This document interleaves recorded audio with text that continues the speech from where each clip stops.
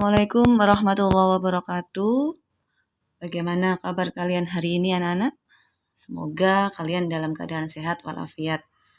Pertemuan ketiga kali ini kita tetap berada di pembelajaran daring.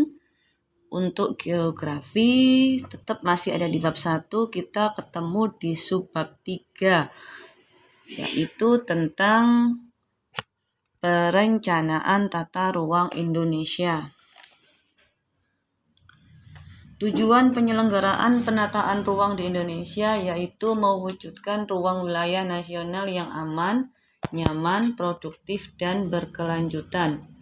Perencanaan wilayah di Indonesia dilakukan dengan cara mengidentifikasi target pembangunan dan permasalahan yang dihadapi secara jangka panjang, jangka menengah, dan jangka pendek. Yang pertama adalah perencanaan tata ruang nasional. Memperhatikan wawasan Nusantara dan ketahanan nasional di sini sangat penting untuk perencanaan tata ruang nasional. Rencana tata ruang untuk menanggulangi bencana. Ada RPJM Nasional 1. RPJM sendiri adalah kepanjangan dari Rencana Pembangunan Jangka Menengah Nasional 1. Yang ini digadang pada tahun 2005 sampai dengan 2009. Diacunya rencana tata ruang sebagai payung kebijakan spasial semua sektor dalam rangka mencegah dampak kerusakan lingkungan hidup dan meminimalkan dampak bencana. Fokus pada penyelesaian produk rencana tata ruang, ini kelanjutan dari RPJM Nasional 1, yaitu ada RPJM Nasional 2, dilaksanakan tahun 2010 sampai 2014. Meningkatnya kualitas perencanaan tata ruang serta konsistensi pemanfaatan ruang dengan mengintegrasikan ke dalam dokumen perencanaan pembangunan terkait dan penegakan peraturan dalam rangka pengendalian pemanfaatan ruang. Yang ketiga, fokus pada implementasi rencana tata ruang dan pengendalian pemanfaatan ruang. Ini dicanangkan pada RPJM Nasional tahun 2015 sampai dengan tahun 2019. Yang isinya semakin mantapnya kelembagaan dan kapasitas penataan ruang di seluruh wilayah Indonesia. Yang kedua, ketersediaan infrastruktur yang sesuai dengan rencana tata ruang. Yang keempat, fokus pada keseimbangan pemanfaatan ruang berdasar RT/RW. Rencana tata ruang wilayah. RPJM nasional ini dilakukan pada tahun 2020 sampai 2024. Terbangunnya struktur perekonomian yang kukuh berdasarkan keunggulan kompetitif di berbagai wilayah dan berkembangnya keterpaduan antara industri, pertanian, kelautan, dan sumber daya alam, serta ada di sektor jasa. Rencana tata ruang wilayah RT/RW mempunyai jangka waktu 20 tahun dan ditinjau setiap 5 tahun sekali. Isinya yang pertama adalah tujuan kebijakan dan strategi penataan ruang wilayah nasional. Yang kedua, rencana struktur ruang wilayah nasional yang meliputi sistem perkotaan nasional terkait dengan kawasan pedesaan dalam wilayah pelayanan dan dalam sistem jaringan prasarana utama. Yang ketiga, rencana pola ruang wilayah nasional yang meliputi kawasan lindung nasional dan kawasan budidaya yang memiliki nilai strategis nasional. Yang keempat, penetapan kawasan strategis nasional. 5.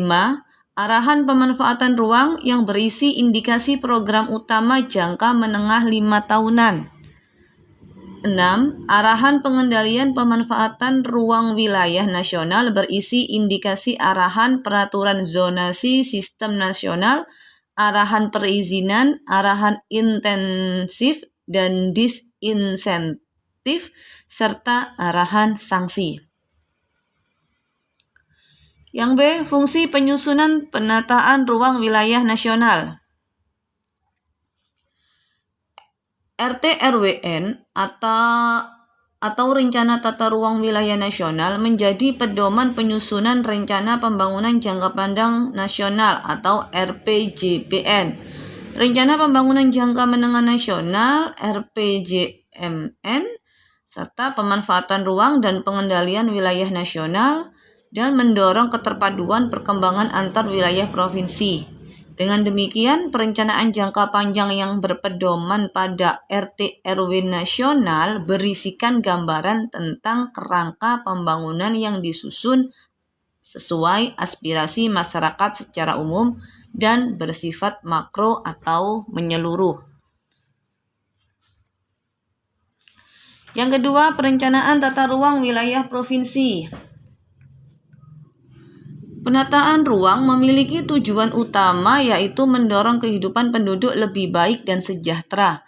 Untuk mencapai hal tersebut diperlukan beberapa tahapan yaitu perencanaan, pemanfaatan, dan pengendalian pemanfaatan ruang.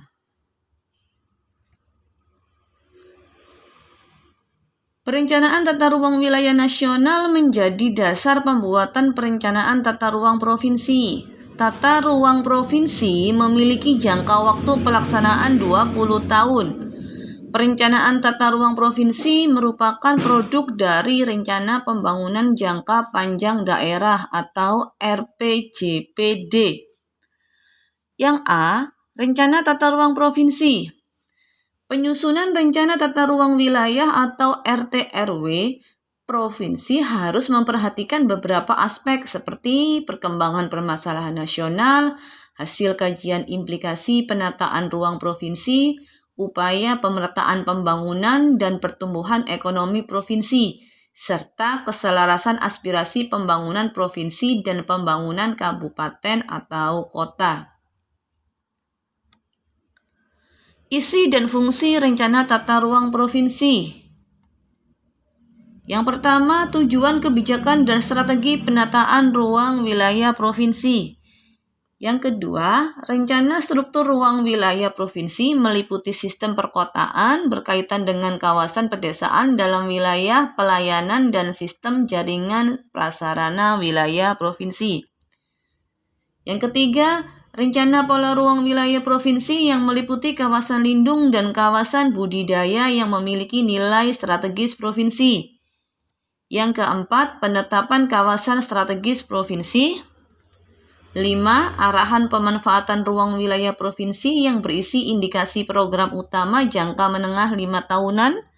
Dan yang terakhir, arahan pengendalian pemanfaatan ruang wilayah provinsi yang berisi indikasi arahan peraturan zonasi dalam provinsi, arahan perizinan, arahan insentif dan disinsentif, serta arahan sanksi.